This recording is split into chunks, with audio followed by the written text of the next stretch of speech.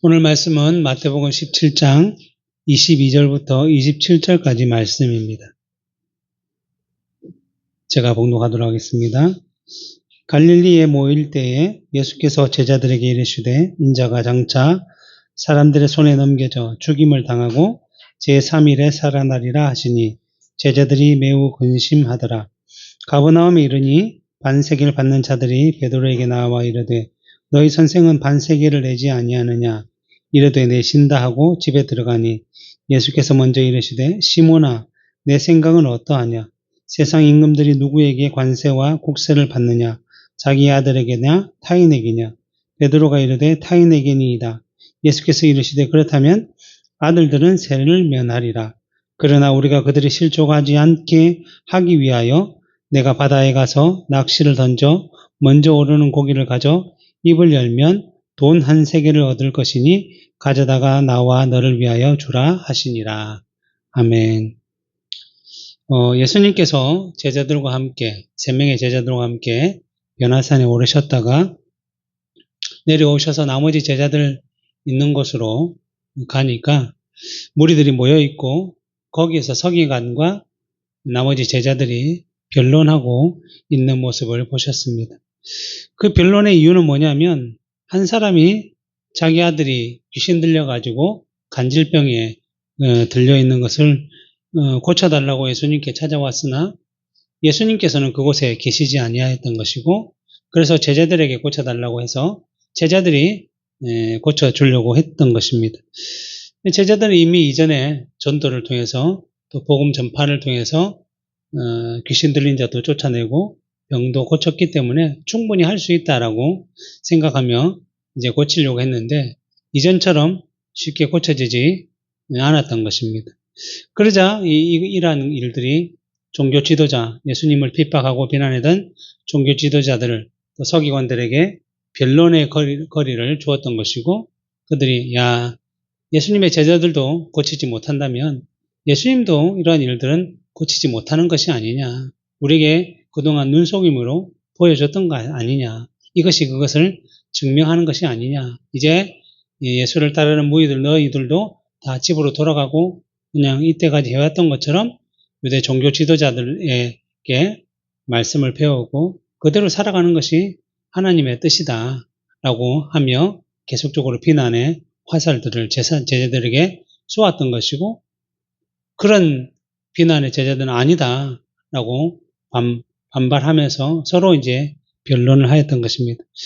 그러자 예수님께서 오셔서 이러한 변론을 하는 모습을 보시고 그들에게 뭐라고 했냐면 믿음이 없고 패역한 세대다라고 책망을 하셨습니다.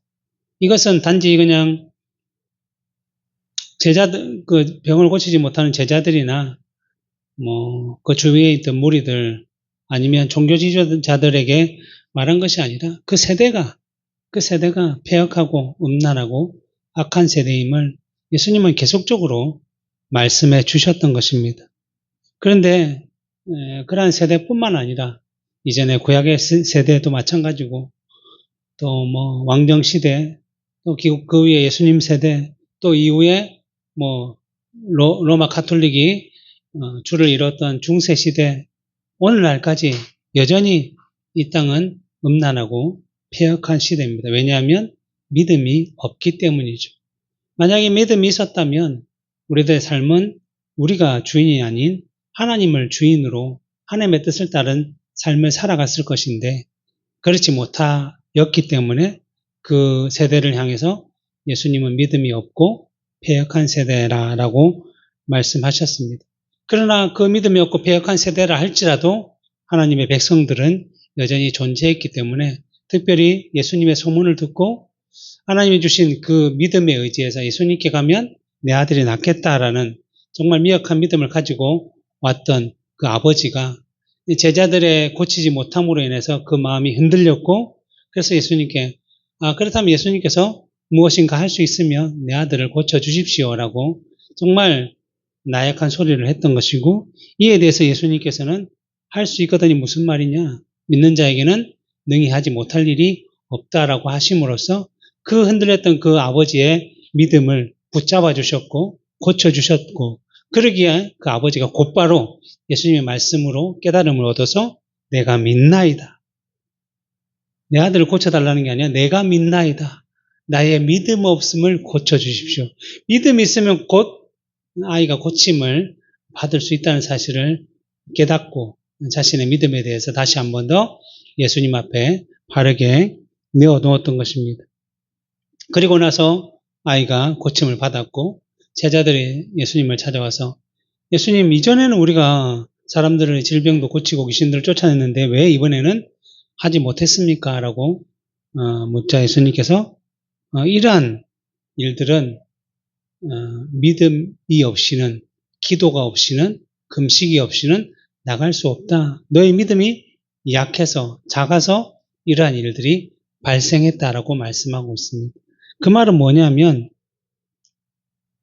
믿음이라는 것은 사람의 경험과 세상의 지식과 지혜로 얻을 수 있는 것이 아니라 하나님께서 주셔야만 그것들을 받을 수 있고 행할 수 있는 것이기에 그만큼 제자들은 이 아이의 질병을 고치면서 하나님을 의지하지 못했고 이전에 자신들의 경험이 쌓여서 자기들이 할 수 있다는 오해로 행하였기 때문에 고칠 수 없었던 것이고 그래서 예수님은 믿음 외에 기도 외에 하나님을 의지하는 것 외에는 방법이 없다라고 말씀하시면서 그들에게 그러한 것들을 다시 한 번 더 가르쳐 주셨습니다.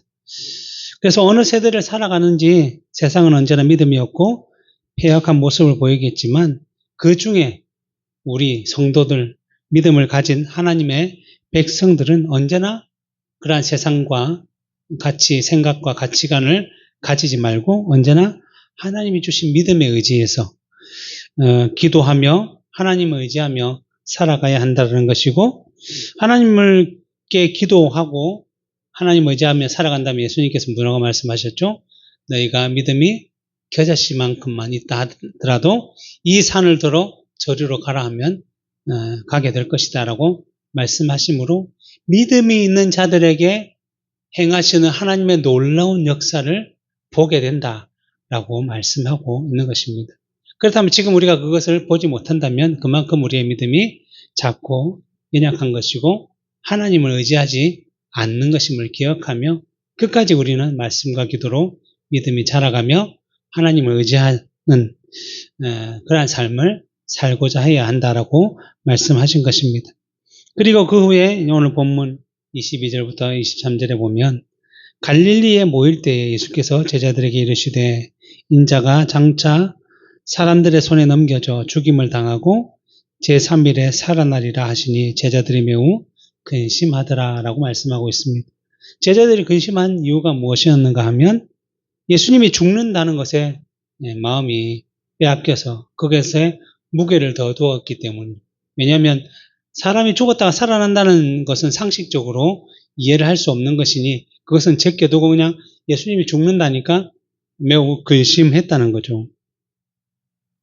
왜냐하면 이 당시 유대인들이 기다리고 받아왔던 메시아, 그리스도에 대한 상은 지금 자기들이 눌려있고 억압되어 있는 이 이스라엘을 로마의 지배를 받고 있는 이 이스라엘을 로마에서 건져내고 더 부강하게 하고 강하게 만들 그러한 메시아를 기대하고 있었던 것이죠. 근데 그러한 사상들이 이 유대인인 제자들 속에도 여전히 남아 있었기 때문에 자기들이 메시아로 그리스도로 보고 있는 예수님이 죽는다고 하니까 아니 메시아가 죽으면 안 되지. 그리스도가 죽으면 안 되지. 지금 당장 로마는 지금 우리를 억압하고 있는데 이것을 좀 벗겨내고 이겨내고 좀 승리를 거둔 이후에 뭐 죽는다고 얘기해야 되는데 지금 당장 몇 년 사역도 하지 않은 예수님께서 죽는다고 하니까 아주 근심을 하고 있었던 것입니다. 그래서 예수님이 죽으시고 부활하신 후에 하나님 나라에 대해서 이들에게 가르치시며 승천하실 때에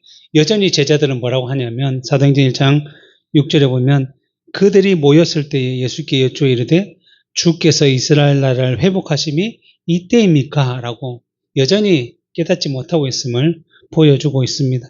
이처럼 메시아나 그리스도에 대한 오해가 이들의 생각을 사로잡고 있는데 자신의 메시아이신 그리스도이신 예수님께서 죽는다고 하니까 너무나 근심이 된 것입니다.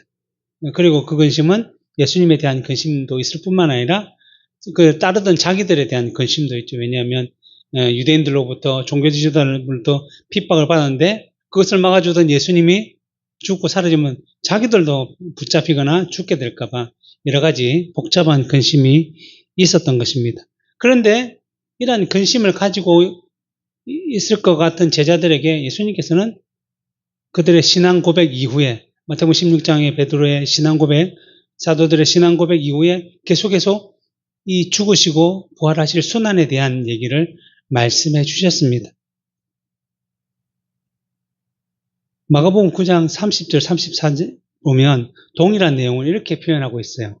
뭐라 되냐면 그곳을 떠나 갈릴리 가운데로 지날 때에 예수께서 아무에게도 알리고자 아니하시니 이는 제자들을 가르치시며 이 제자들에게만 이 순환에 대한 얘기를 하시는 거예요.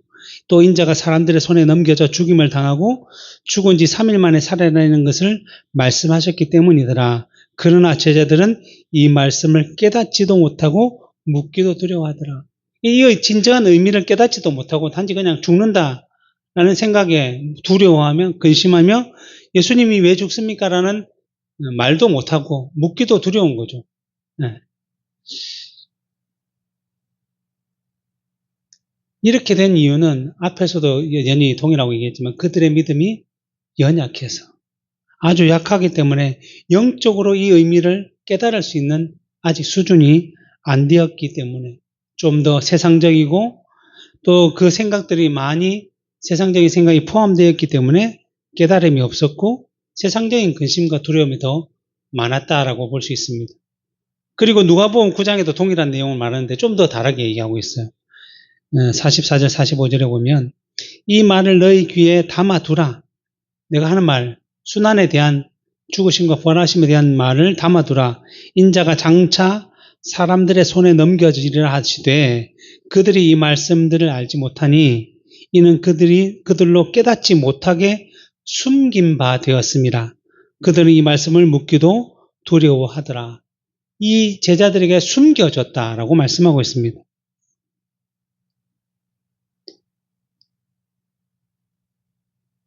그리고 이렇게 숨긴 바 된 이유는 뭔가 하면 하나님의 때가 아직 이르지 아니했기 때문이라고 할 수 있는 것이죠. 그러나 이렇게 숨겨진 내용을 계속적으로 예수님께서 말씀하신 이유는 무엇인가 하면 다른 무리들은 몰라도 예수님의 제자들 이들은 이 내용이 두렵지만 그 내용을 계속적으로 듣고 마음에 심겨져 쌓여 있도록 하기 위해서 이렇게 하신 거죠. 반복해서.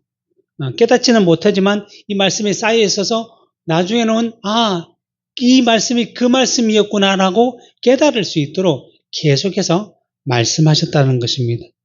그래서 고난과 순환의 시간에 이 제자들로 하여금 그러한 어려움 상황에서 도망하거나 피하거나 그들의 믿음이 더 이상 없어진 것처럼 살아가지 않도록 낭망하지 않도록 낙심하지 않도록 그래서 그것을 잘 이겨내고 결국 예수님의 말씀대로 성령을 받아서 그 모든 일들을 복음의 사역들을 이루실수록 그들을 세우기 위해 그들을 붙들기 위해 이 말씀을 해 주신 것입니다.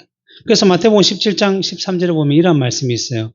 그제서야 제자들이 예수께서 말씀하신 것이 세례 요한인 줄 깨달았더라. 엘리야에 대해서 예수님께서 말씀하실 때에 그 엘리야가 세례 요한을 상징하는 것인지 알지 못하다가 예수님께서 반복적으로 말씀하시니 후에 깨달았더라라고 하신 것처럼 이 후에 예수님께서 순환에 대해서 말씀하신 것이 예수님께서 죽으시지만 3일 만에 부활하셔서 다시 살아나는 것임을 우리에게 말씀하셨구나 라는 사실을 깨닫도록 하기 위해서 계속적으로 말씀하신 것입니다. 그러기에 예수님의 제자인 우리도 마찬가지죠. 하나님의 말씀을 계속적으로 우리가 주일마다 듣고 또 공부도 하고 또 매일 읽고 묵상해야 하는 이유도 바로 여기에 있는 것이죠.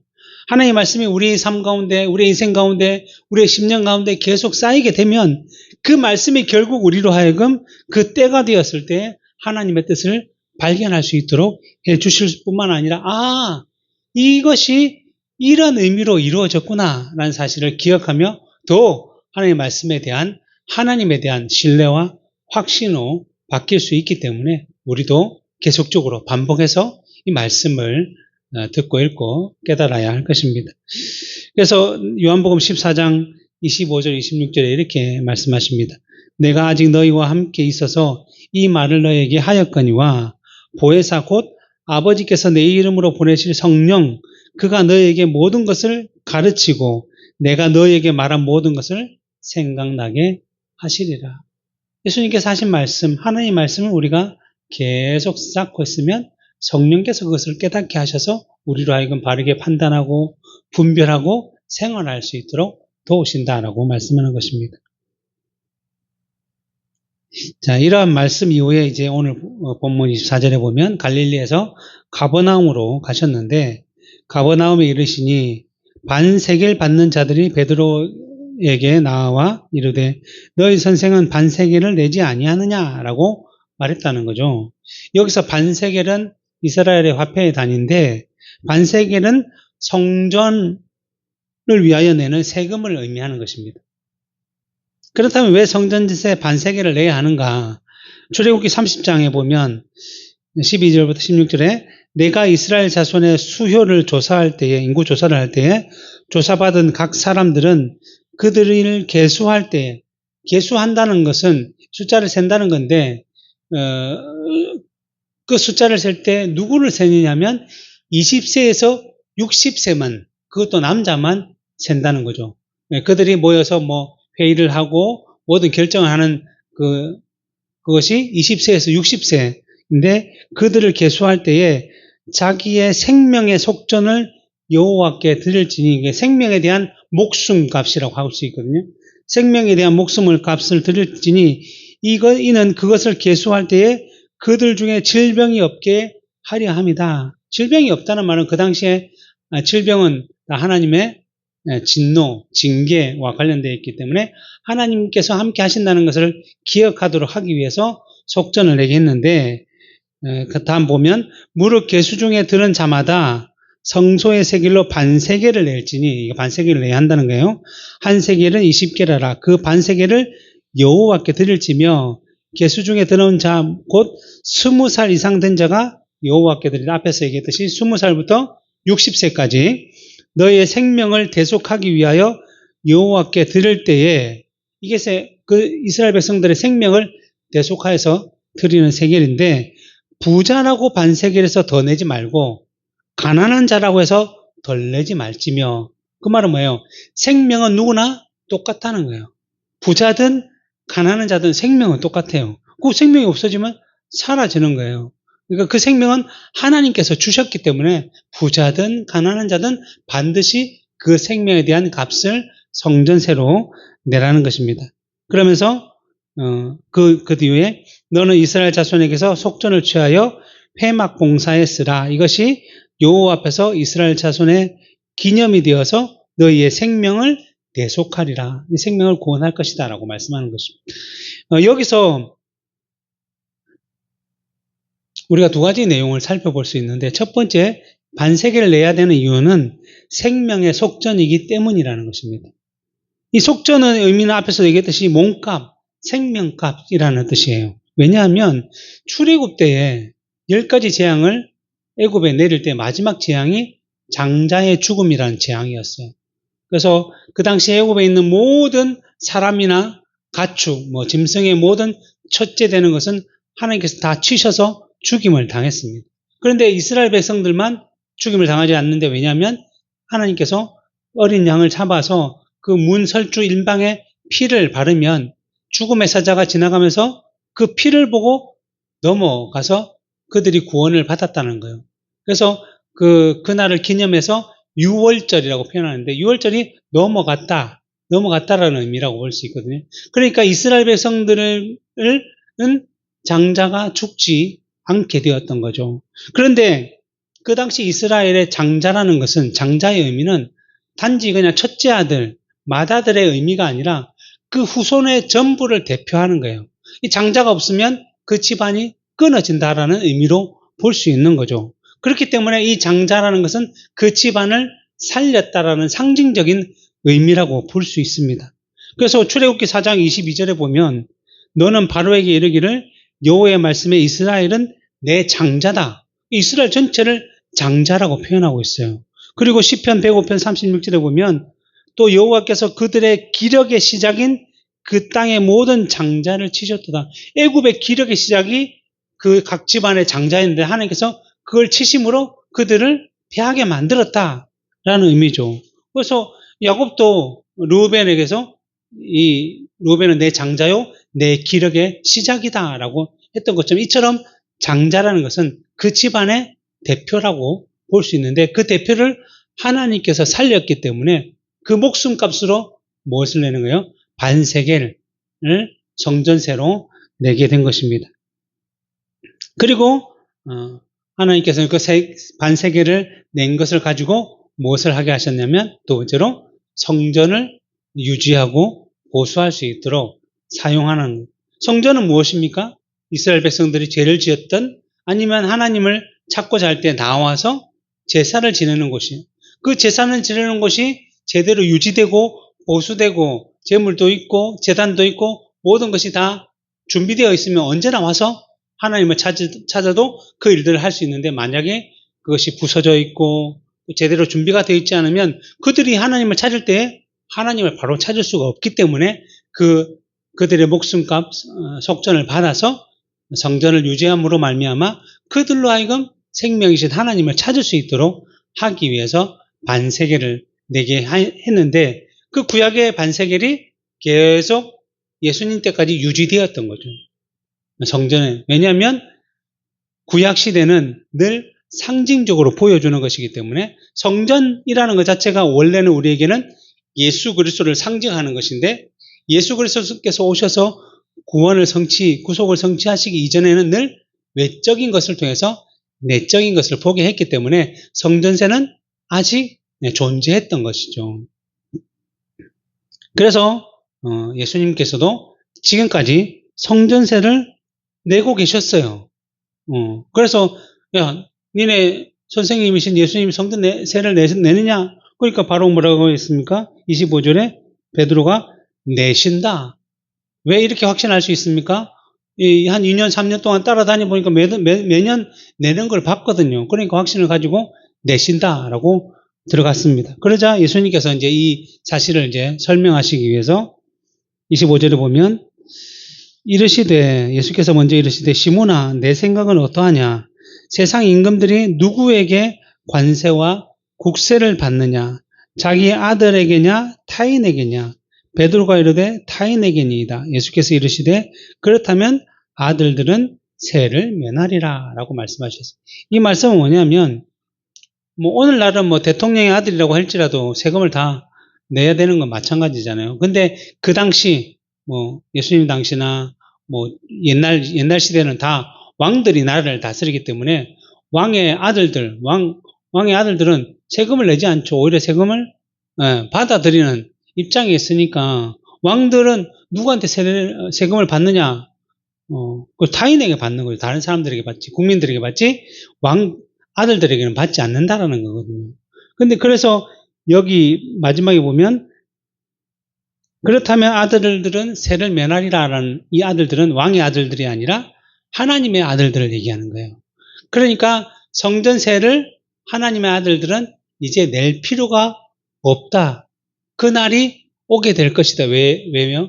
이 성전, 외적인 성전이 아니라 내적인 성전의 상징인 예수님께서 구원을 성취하시면 그 모든 것들이 다 이루어지고 사라질 것이기 때문입니다.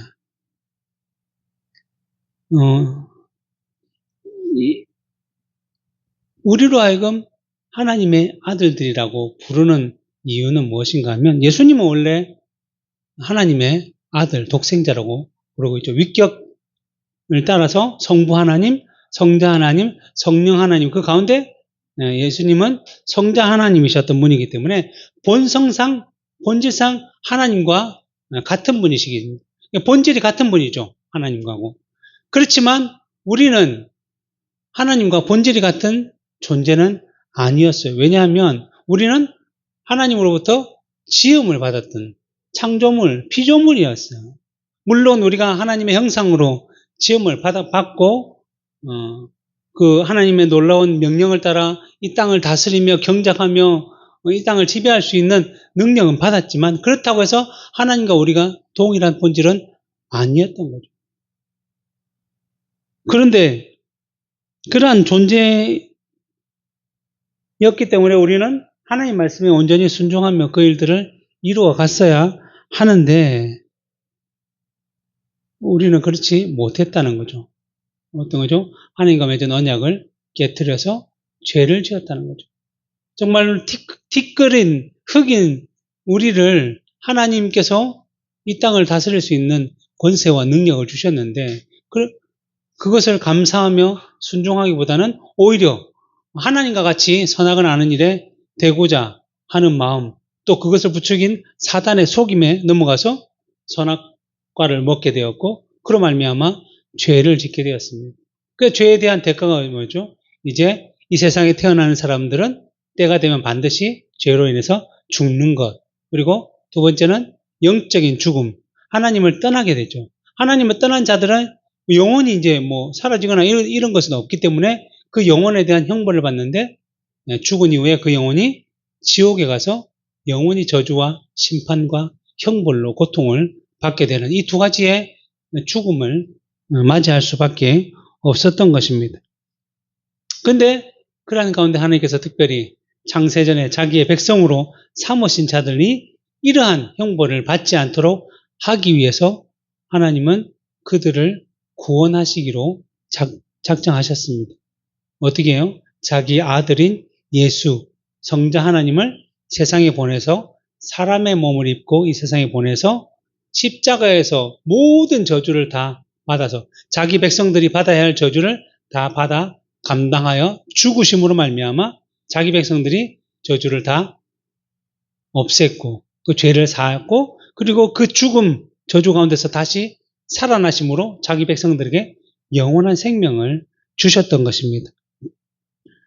그래서 이처럼 예수 그리스도로 말미암아 죄 사함을 받고 또 구원함을 받고 생명을 선물로 받은 자들을 하나님의 백성이라고 부르고 또 다른 말로는 하나님의 자녀, 여기서 표현한 것처럼 하나님의 아들이라고 부르고 있는 것입니다. 그래서 요한복음 1장 12절부터 13절에 보면 영접하는 자, 곧 그 이름을 믿는 자들에게는 누구죠? 예수 그리스도를 영접하고 우리를 위해 대신 죽으시고 부활하신 예수 그리스도의 놀라운 사역을 알고 믿는 자는 하나님의 자녀가 되는 권세를 주셨으니 이는 혈통으로나 육정으로나 사람의 뜻으로 나지 아니하고 세상의 것으로 세상의 방법으로 이루어지지 아니하고 오직 하나님께로부터 난 자들이다라고 말씀하고 있고 로마서 8장 15절 16절에는 너희는 다시 무서워하는 종의 영을 받지 아니하고 양자의 영을 받았으므로 우리가 아빠 아버지라고 부르짖느니라. 성령이 친히 우리의 영과 더불어 우리가 하나님의 자녀인 것을 증언하시나니 우리가 이제 예수 그리스도로 말미암아 은혜로 하나님을 아버지라고 부를 수 있고 은혜로 하나님의 자녀 아들들이 되었다라는 것입니다. 그러기에 이러한 것들을 알고 이해하고 믿는 자들은 이제 더 이상 외적인 것에 빠져서 성전세와 같은 것을 내지 않아도 된다라고 말씀하는 것이죠. 그리고 성전세를 내지 않아도 되는 이유를 예수님의 구속사역과 연결해서 살펴보면 성전세도 일종의 의식법에 속한 것이었어요. 예수 그리스도의 십자가의 죽음으로 말미암아 그 구약에 지켜왔던 모든 의식법, 제사법, 절기, 성막과 같은 것들이 다 이런 외적인 것들이 다 폐지된 것처럼 예수님께서 구속 사역을 이루신 후에는 성전세를 내는 것도 다 폐지를 했단 말이죠. 왜냐하면 예수 그리스도로 말미암아 세워질 교회는 구약의 성막이나 예수님 당시에 세워져 있는 예루살렘 성전과 같이 외적이고 세상적인 방식이 아니라 영적이며 영원한 것이기 때문이죠. 그래서 성전이라는 것은 이런 교회와 같은 건물이 아니라 그 백성들이 모여서 예배하는 곳, 그 모여 있는 곳을 성전이라고 하죠. 그리고 고린도전서에서는 뭐라고 해요? 너희가 성령의 전이다라고 표현할 정도라는 거죠. 외적인 건물이 성전이 아니라 그냥 교회당, 예배당, 예배를 드리는 장소일 뿐이지 그 모여있는 자들이 곧 성전이죠. 왜냐하면 교회의 머리가 예수님이고 그의 몸인 것이 바로 우리 사람들이기 때문이죠. 그래서 마가복음 13장 1절부터 2절에 보면 예수께서 성전에서 나가실 때 제자 중에 하나가 이르되 선생님이여 보소서 이 돌들이 어떠하며 이 건물들이 어떠합니까? 너무나 웅장하고 아름답고 멋지지 않습니까? 하나님의 성전, 이 거룩한 성전을 우리가 이렇게 아름답게 짓고 또 성전세를 받아서 잘 유지하고 보수하고 있습니다라는 의미로 얘기했겠죠. 그런데 예수께서 이르시되 내가 이 큰 건물을 보느냐 자랑하느냐 돌 하나도 돌 위에 남지 않고 다 무너뜨려지리라. 이 외적으로 보이는 것이 참된 성전이 아니라 내가 곧 성전이고 내가 곧 그 구원을 이루면 그 모든 것들이 다 너희들이 다 함께 이룰 것이다 라고 말씀하는 것입니다. 그러기에 외적인 성전을 위해 내던 세금을 이제 내지 않아도 되고 그러기에 하나님의 아들들은 이제 성전세에서 자유하게 될 것이다 라고 말씀하신 것입니다. 그러나 오늘 본문 27절에 보면 뭐라고 되어 있냐면 그렇지만 우리가 그들이 실족하지 않게 하기 위하여 내가 바닷가에 가서 낚시를 던져 먼저 오르는 고기를 가져 입을 열면 돈 한 세기를 얻을 것이니 가져다가 나와 너희를 위하여 주라 하셨습니다. 이제 예수님께서 성전세를 내지 않도록 하실 것이면 아직 구속의 때가 이르지 않았기 때문에 지금은 여전히 그 이전의 세대였기 때문에 예수님은 다른 자들이 실족하지 않도록 성전세를 내라고 해 주셨다는 것입니다. 이것은 사도 바울도 자주 말씀하는 교회에 속한 자들, 성도들에게 행하여야 될 덕의 원리를 말씀하고 있는 것이죠. 덕의 원리. 고린도전서 10장 23절 24절에 보면 모든 것이 가하나 모든 것이 유익한 것은 아니요. 모든 것이 가능하지만 가능하다고 해서 유익한 것은 아니라는 거예요. 모든 것이 가하나 모든 것이 덕을 세우는 것은 아니니 누구든지 자기의 유익을 구하지 말고 남의 유익을 구하라. 그것이 덕을 세우는 것이다.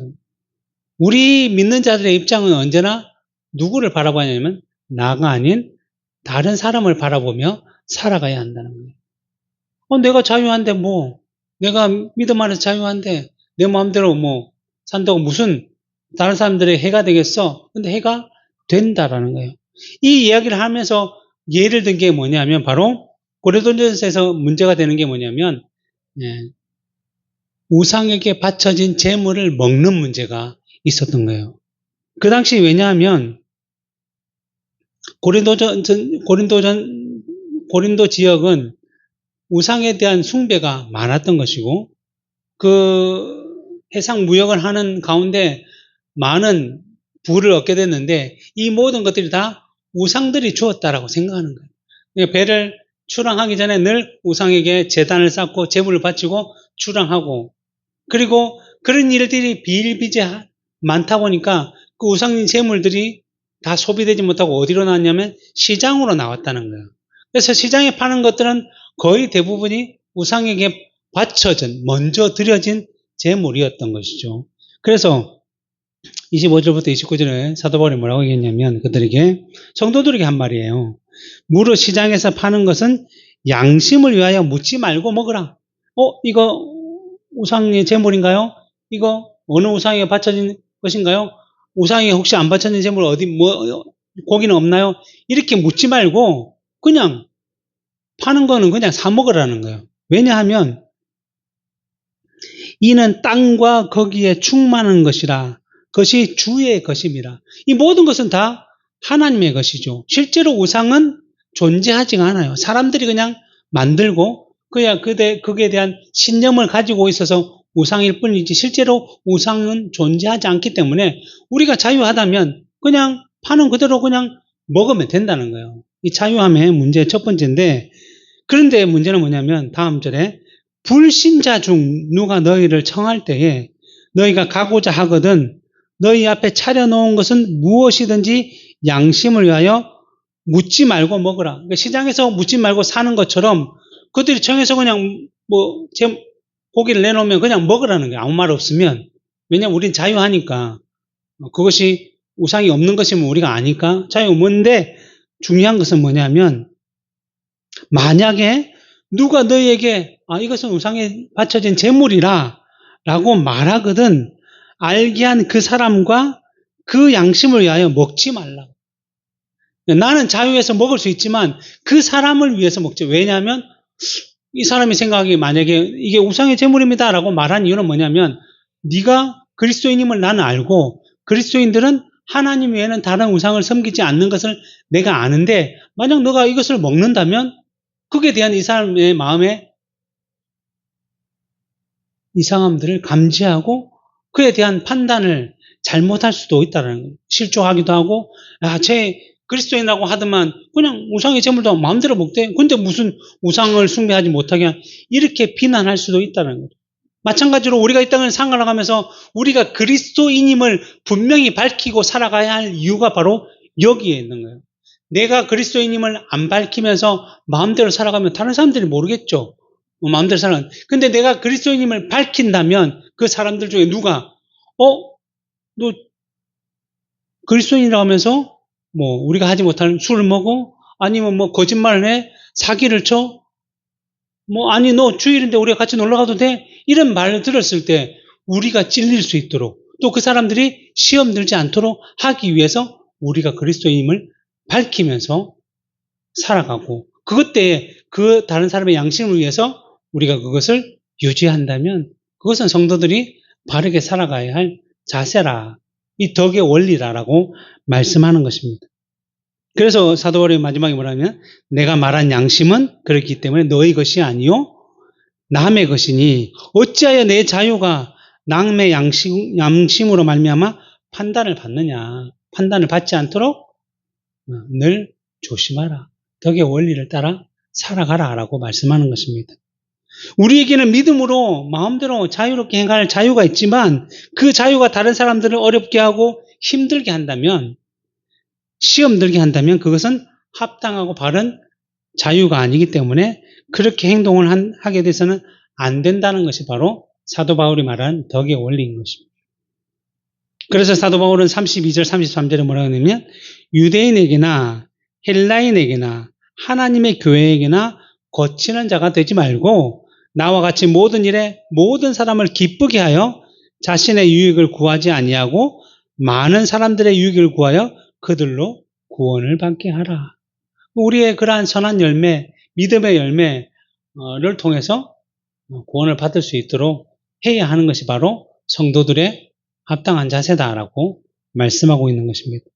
그러면서 사도 바울은 자기가 어떠한 삶을 살았냐면 고린도전서 8장에 보면 이같이 너희 형제에게 죄를 지어 그가 약한 양심을 상하게 하는 것이 곧 그리스도에게 죄를 짓는 것이기 때문에 조심해라 라고 하면서 그러므로 만일 음식이 내 형제를 실족하게 한다면 나는 영원히 고기를 먹지 아니하여 내 형제를 실족하지 않게 하겠다라고 얘기한 거예요.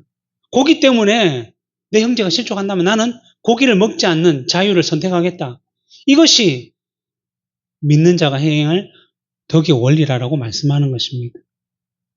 그러면서 고린도 9장 18절 19절에 뭐라면 그런즉 내 상이 무엇이냐. 그렇게 하는 내 상이 무엇이냐. 내가 복음을 전할 때에 값없이 전하고 복음으로 말미암아 내게 있는 권리를 다 쓰지 아니하는 것이 내 상이다. 내가 모든 사람에게 자유로우나 스스로 모든 사람에게 종이 된 것은 더 많은 사람을 얻고자 함이라. 나에게 주어진 사명, 그 사명을 따라 많은 자들에게 복음을 전하고 그 복음의 참됨을 그들이 기억하고 그 복음 안에 들어올 수 있도록 받은 사명대로 살기 위해 나는 내 자유를 제한하는 것조차 내 상이라고 생각한다라는 거죠. 그만큼 뭐예요? 믿음의 청년, 장년이라는 거죠. 우리가 보통 서로 대화하고 다툼이 일어나면 누가 참습니까? 더 아는 자들이, 더 많이 소유한 자들이, 더 지혜가 풍부한 자들이 더 큰 자가 다 이해하고 참듯이 우리가 그러한 자들이라는 거예요. 왜냐하면 우리는 이 세상을 만드신 하나님의 자녀이기 때문에. 이 세상에 있는 자들은 그것을 알지 못하니까 뭐예요? 단지 자기의 힘으로, 자기의 노력으로 이 세상의 것을 취하고 막 이 세상의 것들을 쌓아서 그것이 마치 전부인 양 떠들 수밖에 없는 자들인데, 그러한 자들은 우리가 이거 다 우리 아버지 건데?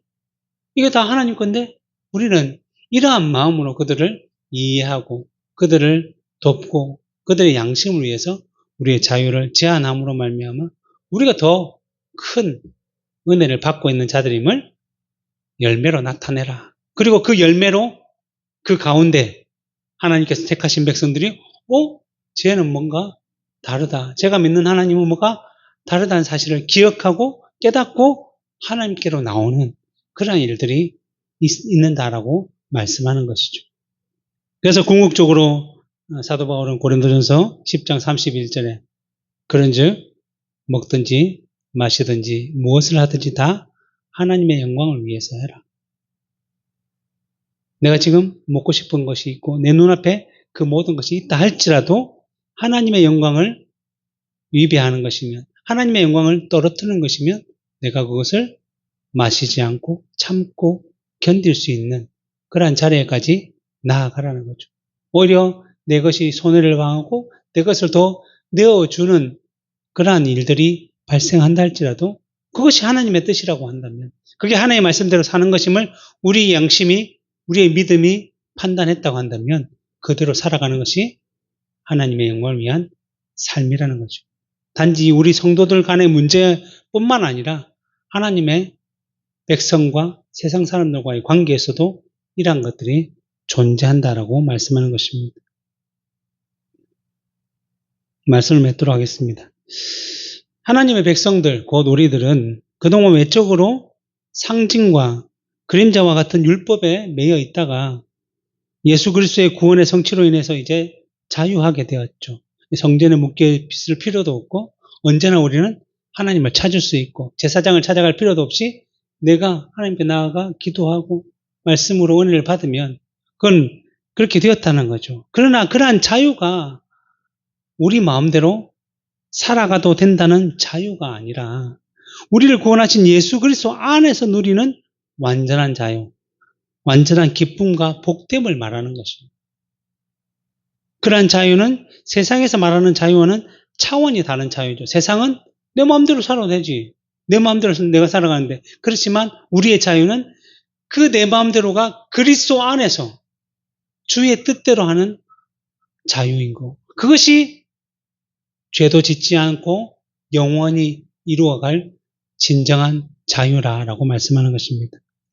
물론 아직 우리가 믿음이 여전히 제자들처럼 약하고 연약하고 또 그래서 완전한 자유와 기쁨을 누리지 못하는 상태, 또 때로는 깨닫지 못하는 상태일 수도 있겠지만 우리가 그렇다고 해서 그 자리에만 머물러 있어서는 안 될 것이고 우리에게 말씀하신 그 예수 그리스도께서 부르신 그 부름의 표대를 우리가 바라보며 나아가야 한다면 그것을 바라보며 점점 더 우리는 단련되어져 가야 할 것이고, 그래서 하나님께서 우리에게 요구하시는 그 믿음의 차례까지 자라서 우리를 위해서 이뤄놓으신 그 참된 안식과 기쁨과 즐거움을 누리고 또 그것을 통해서 또 우리 주변에 하나님의 살아계심과 예수 그리스도의 복된 소식을 전함으로 말미암아 또 모든 이들에게 정말 기쁨과 진리와 참된 평안과 안식을 나누어 줄 수 있는 믿음의 풍성한 열매들을 맺으며 살아가야 할 것입니다. 기도하겠습니다.